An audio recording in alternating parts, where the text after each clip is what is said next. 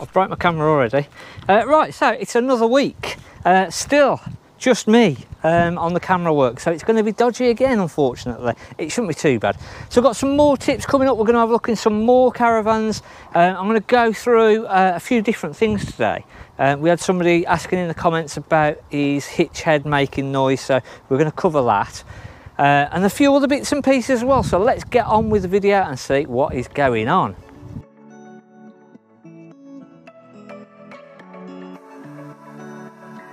So we have got a few vans lined up. I think we've got 3 out this weekend. 2 have got part exchanges. So just starting to get the part exchanges back coming through again. We sort of said it on Friday's video about the market changing very slightly. And it definitely is changing. July hasn't been as good as what I was hoping for.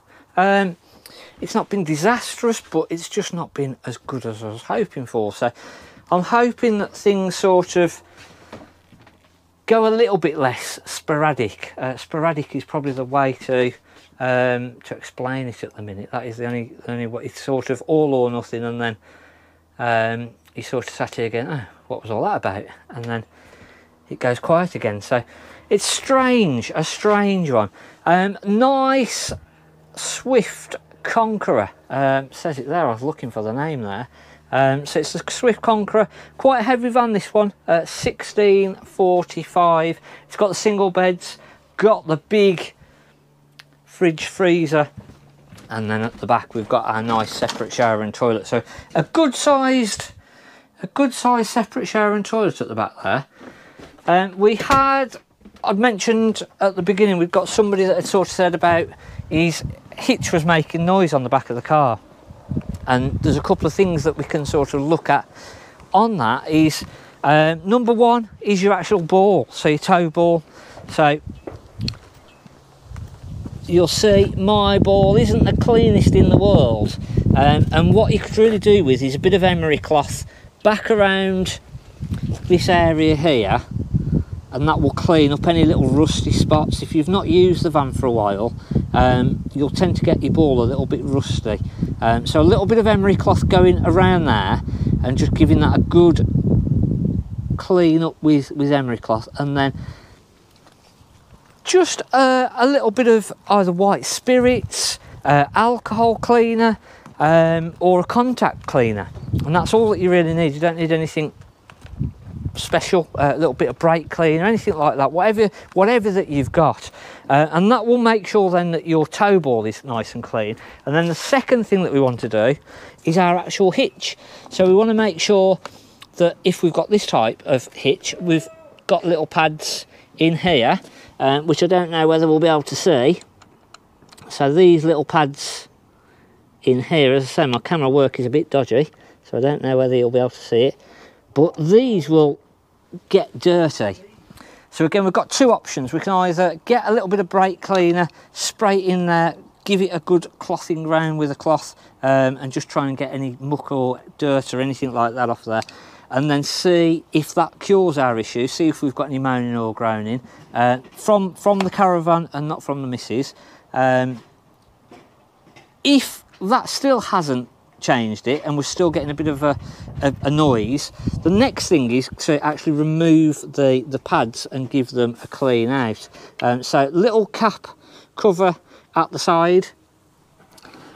We can then, better in the open position, screwdriver onto the end here, and this is going to take 2 hands. I don't know whether I'm going to do this. This is where I need a camera person. So I'm going to hold that and just knock that out. Now what we're looking for is just any muck on there, and then we can use a bit of emery cloth on there, and then just give it a bit of a clean up again. Just that pad there will sometimes get a little bit of crap on there, so just a bit of emery cloth and then just a bit of brake cleaner again, and give it a wipe through, and then just give it a good wiping through up inside of that ball, or up inside of the hitch, just to make sure that everything is all nice and clean. But that's going to be your main culprit of the noise, to be fair. One thing that then we have to be very, very, very, very, very, very, very careful with is in there we've got a little O-ring. There's a little rubber O-ring in there, which sometimes when you poke this out, it comes out. So when you come to put the O-ring back in, I'll try and get it in there. So when we come to push that in, it'll just go in dead easy and then be moving around. And if that happens, basically, the little O-ring that's in there has come out and it's right up that very front edge. And they're a pain to get in. You have to sort of push them in and then just use your screwdriver to work them back in and just seat them back in. So when you come to put these back in, what you can do is, again, just a little bit of silicone spray onto the end here, and that will save pushing the O-ring out of place, or a little bit of Vaseline or something like that. And again, what you tend to do then is we'll put it into place and then actually just push it back in with your hand, and I'll try and get that on video if I can. So hopefully the camera is set up, so we're going to put that into place. We've put a little bit of lubrication on there, and that then clicks in, and you'll hear it click in, and then if you just push on the side again, just to make sure that it's definitely in there and it's locked in, and then job is a good one. You could do the same on the opposite side, and again, once we've finished, just make sure that you put the little cap cover back on the side. If it's an older one, I'll see if I've got an older one, it might be a little different cover on the side, but exactly the same. It works in exactly the same. But normally a good spray up then will sort of clean that out, and that will stop any of the moaning and groaning. But sometimes you don't have to remove those pads. The other thing that we can go on to is, if when you put this hitch head down it's quite loose, again, that's how you can change the pads. And then you can also, if it's quite tight but not quite tight enough, if you have a Google for Alko hitch shims, there's little shims that you can put into there, onto that black little brake pad, and that will then pack it out, and then that will allow it to grip onto the tow ball more and give you more friction. So if you find that when you're putting that handle down it's not quite as firm as what you want it to be, just give that a try. Bessie Car Cameo 625. Now this is a lovely van, 21,995, a heavy van at 1900 kilograms. We have got the sort of leather and Alcantara sort of look, the Korean worktops. So those worktops, they are proper worktops, no mucking about in this. That is proper Korean, laminated on there. We've got the nice chef's sort of hob and grill and what have you, the big fridge freezer. We've got the Aldi central heating, the nice fixed bed. Look at the colour scheme in that. I really like the colour scheme in that. The inlays on the doors, etc., are absolutely beautiful. And then on the washroom we've got our separate shower and toilet at the back. So nice separate shower and toilet. A lovely van this. The front roof lights are electric, so you can put those up and then put them down all via electric. They've got rain sensors, so it starts raining and you're out, they'll put themselves down automatically. But yeah, what an absolute stunning 4-berth van. 2015, so it's a little bit older, but you're paying for the class. Next one up, the Pegasus Grand Palermo. Now we've got a slightly older one of these coming in part exchange, so that should be here for the weekend. This one is 1715 and it's the Grand, so we're 8 foot wide. What price is it? I can hear you asking me now. They've covered the, oh no they've not, 25,995.